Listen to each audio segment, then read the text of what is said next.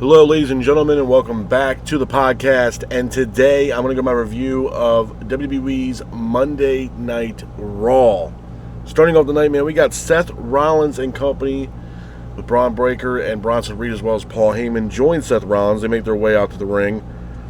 Rollins asks for a microphone, but Breaker quickly interrupts Seth Rollins. Breaker says that he is standing here because of the vision of Seth Rollins and Paul Heyman. Breaker says that in his vision of WWE, it is without Sami Zayn. Breaker then mocks Sami Zayn. Breaker says that Zayn's career is coming to an end. Reed then grabs a microphone and talks about hitting a tsunami on Rollins, but also gaining the respect from Seth Rollins by landing those tsunamis on Rollins. Heyman then grabs a microphone and says, "Tonight, the Empire strikes first." Heyman says that Roman doesn't have the balls to face them. Heyman then mocks Penta, pretty much leading up to the matchup later on in the night between Seth Rollins and Penta. A couple of things I want to talk about with this right here, man. Number one, I thought this segment was great. I thought it was a great way to open up Monday Night Raw. And my thing is this. A lot of people, as of late, have been saying, for the past few weeks, when it pertains to Seth Rollins and this new faction, if you will, this new dangerous alliance, if you will, a lot of it really hasn't been any kind of, rebuttal from Braun Breaker or Bronson Reed. A lot of it is Seth Rollins making his point and letting the fans know that what his vision is and what his plans are, especially with the Money in the Bank briefcase. It's a very, vocal point for him as far as leading, WWE in this new vision that Seth Rollins has. And then we get to last night, and then we hear from both Braun Breaker and Bronson Reed. And I thought it was great. I think it was something where it brought a little bit more limelight to this faction, because all we've have gotten in the past few weeks has just been Seth Rollins on the microphone, pretty much talking about his vision, calling out CM Punk, and what he wants to do with the briefcase since he has won it. Now that we hear from Reed and Breaker, Breaker has his sights set obviously on pretty much dethroning Sami Zayn and pretty much getting him out of the way of all of WWE. There's a lot of hostility there from Breaker towards Sami Zayn. Bronson Reed was talking about Jey Uso because their match was coming up later on in the night, and that his plan was pretty much to decimate Jey Uso as well, pretty much setting the pace for what they have in store for them, leading pretty much Monday Night Raw. So I thought this was a great opening segment from Seth Rollins and company. It was great to hear from Braun Breaker and Bronson Reed. Obviously, like I said, Breaker has his sights set on Sami Zayn, where, obviously Bronson Reed has a matchup with Jey Uso later on in the night. But I thought this opening segment was absolutely awesome. Moving on from that, we go into our first official match of the night. It's Kairi Sane taking on Roxanne Perez, one half of the Women's Tag Team Champions. The match itself was a good match. Back and forth matchup between Sane and Perez, with Perez keeping the pace of the match. Kairi Sane hits a spinning back fist, laying Roxanne Perez out in the middle of the ring. Roxanne then somehow gets up, hits a springboard moonsault off the ropes, landing on Kairi Sane for a near fall. Kairi gets up, attacks Raquel. This allowed Kairi to hit a roll-up, pins for the 3, and your winner of the match is Kairi Sane. After the match, Raquel gets involved, gets in the ring, attacks Kairi Sane.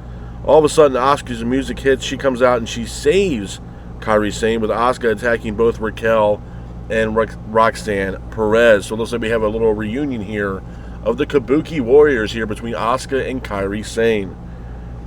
Speaking of the Kabuki Warriors, Adam Pearce makes the announcement that it was the return of the Kabuki Warriors, and the Kabuki Warriors are moving on to face the Women's Tag Team Champions at Evolution that takes place this Sunday. So it looks like we have the reunion of the Kabuki Warriors.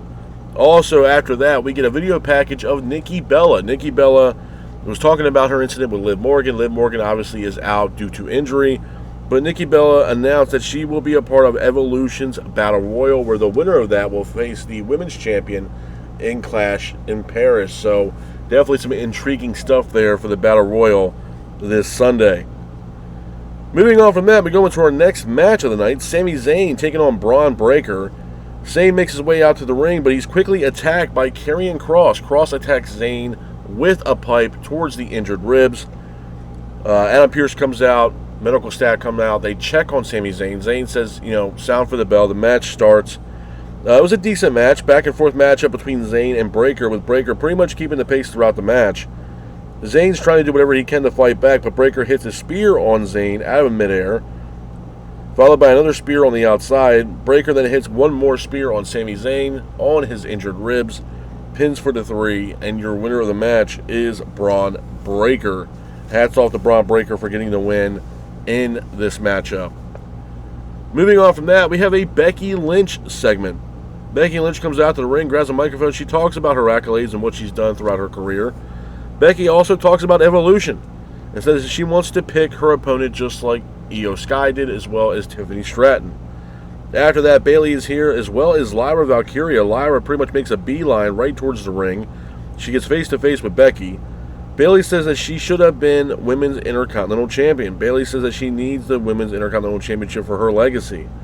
Lyra says that Bayley is just like Becky, selfish and naive. Lyra says that she's going to take the title back. Lyra and Bayley both exchange in the middle of the ring, with Lyra hitting a Nightwing on both Bayley and Becky, pretty much sending them both a message that she's trying to do whatever she possibly can to regain the Women's Intercontinental title. Moving on from that, we have Jey Uso taking on Bronson Reed. I thought this was a good match. Back and forth matchup between Jey and Reed, with Jey keeping the pace of the match. Jey hits an enziguri on Bronson Reed. Reed then throws a chair at Jey Uso. Referee sounds for the bell. And the match ends in a disqualification. After the match, you see Bronson Reed hit multiple tsunamis off the top rope, landing on Jey Uso, and Jey pretty much laying helpless in the middle of the ring. Moving on from that, we go to our next match of the night. It's Dragon Lee taking on El Grande Americano. Now, a lot of people were speculating who this person is now that Chad Gable is off the scene. He is injured. I can tell you right now, the person behind the mask for El Grande Americano is none other than Ludwig Kaiser. To me, my thing is with the Americano character, I don't know how long it's going to stay. I'm not a super fan of it, to be honest with you, but last night wearing the mask was none other than a member of Imperium. And again, it's like I said, it's not Chad Gable. We get Ludwig Kaiser, former member of Imperium, wearing the mask, pretty much trying to pass off as if he is Grande Americano. But the match itself, it was a decent match with Americano hitting a headbutt to secure the win over Dragon Lee, and he ends up beating Dragon Lee in that matchup. Moving on from that, we have Gunther. Gunther comes out to the ring, grabs a microphone. He talks about Saturday night's main event. Gunther then mocks Goldberg. All of a sudden, we see a car pull up in the backstage area. Person gets out of the car. It's none other than Goldberg. Goldberg makes a beeline towards the stage area. His music hits. He makes a beeline towards the ring. He gets face-to-face with Gunther. Gunther goes to talk on the microphone, but Goldberg smacks the microphone out of Gunther's hand. After that, they kind of get face-to-face, a little back-and-forth banter. All of a sudden, Gunther then goes to strike Goldberg, but Goldberg then lays out Gunther with a vicious right hook. Looks like he learned that from Sugar Ray Leonard. Laid Gunther right the hell out in the middle of the ring, pretty much sending a message to Gunther that he is here, it's time, and he is ready for this opportunity in this matchup at Saturday night's main event. Moving on from that, we go into our next match of the night. It's the main event of Monday Night Raw. It is Seth Rollins taking on Penta. I thought it was a really good match. Back and forth matchup between Rollins and Penta, with Penta keeping the pace of the match. Rollins hits a frog splash off the top rope for a near fall, followed by Penta hitting a Penta driver for a near fall on Rollins. Rollins then sends Penta into the turnbuckle with a buckle bomb. Penta then quickly gets out of that, hits a Mexican destroyer on Rollins for a near fall. And your winners of the match are pretty much Penta. I would have to say Penta won the match. Penta did not win the match. Rollins hits a foot stomp on Penta, pins for the 3. And after the match, Heyman then calls for Breakker and Reed. They make their way out to the ring, but all of a sudden, LA Knight comes out of nowhere. He hits a BFT on Seth Rollins, leaving Rollins helpless in the middle of the ring. Couple of things I want to talk about when it pertains to Monday Night Raw, man, and just what's going on this weekend. Obviously, I made comments about this when I did my SmackDown review, and I'm going to make these comments one more time. To be honest with you guys, man, I think the issue here with WWE is right now they're playing right into the wheelhouse of AEW. And what I mean by that is right now they are so fixated and focused on AEW and what All In is bringing to the table that we're getting an overabundance of pay-per-views and PLEs this weekend. I mean, I found out that we obviously have Saturday Night's Main Event. We have Evolution 2 on Sunday. We also have Great American Bash that's taking place for NXT on Friday. It is an oversaturated abundance of pay-per-views and PLEs that are lined up this weekend alone just for WWE, all because we're getting All In. Now, some people could say, well, Evolution's on Sunday and All In's on Saturday. That doesn't really matter. WWE and the powers that be are trying to hit a grand slam this weekend and pretty much destroy the biggest show for AEW's history with All In. It's their WrestleMania. It's their main event. And they're trying to do everything they can to keep eyeballs off their product and put it on WWE's product. I think it's petty. I think it's just ridiculous. But to be honest with you, man, I think that is another issue right now with both Raw and SmackDown. I think with the overabundance of PLEs, it's really hard to critique storylines that are driven for a match because, unfortunately, it's hard to do that when you give yourselves maybe 3 weeks tops to really build a story. Now, some people might say that's enough time, but there's a lot of things that can happen within a 3-week span for these matches. Keep it hot, keep it fresh, get the fans invested, and right now WWE's just not doing that. They're just not. And I think, for what it's worth, I made comments about this when it pertained to Evolution. I think when Liv Morgan went down with injury, I think it messed up a lot of plans that they had originally planned for this year's Evolution. With her being injured, it kind of threw a humongous curveball into the mix. Now we're bringing in the likes of Trish Stratus to challenge Tiffany Stratton for the Women's World Title.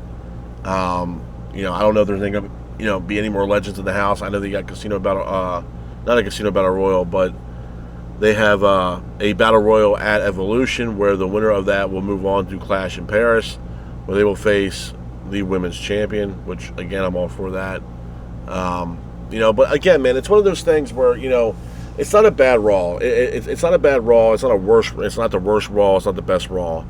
Storylines are lacking, but I think that's because we have an oversaturated, amount of events lined up for WWE alone. I mean, Christ, we got 3 events alone this weekend, spanning from Friday all the way until Sunday with NXT, Great American Bash. We have All In, and then Saturday for WWE, we have Saturday Night's Main Event, as well as Sunday we have an event as well. So I mean, it's a lot, man. It's oversaturated. For me, I get why they're doing it, obviously because of All In. I think if they would just get out of the mindset of that and just focus on what they have in front of them, I think, full steam's ahead for WWE. But we know how they are, man. They can be petty. And I think, hats off to Tony Khan for handling the way that he's been handling it. But, I don't know, man. We're going to see what happens. But at the end of the day, I thought the main event was a really good main event. We got, Jacob Fatu running roughshod on the main roster. He's kind of walking into a beat of his own drum, and rightfully so. And, Solo Sikoa and Tama Tonga and Tonga Loa, they all take off, which I think is absolutely hilarious. But, like I said, man, it's just one of those things where I think storyline right now and not having the creative storyline behind it, not the creative machine behind it, is kind of really hurting and hindering the experience watching WWE television. And that's just the God honest truth. I mean, it's just not that much appealing right now with everything that's going on. So we're going to see how it plays out, man. But like I said, at the end of the day, it wasn't the worst Raw. It damn sure wasn't the best Raw, but it was definitely a decent Raw at best. I hope you guys are out there staying safe. Be careful, and remember, stay classic. Peace.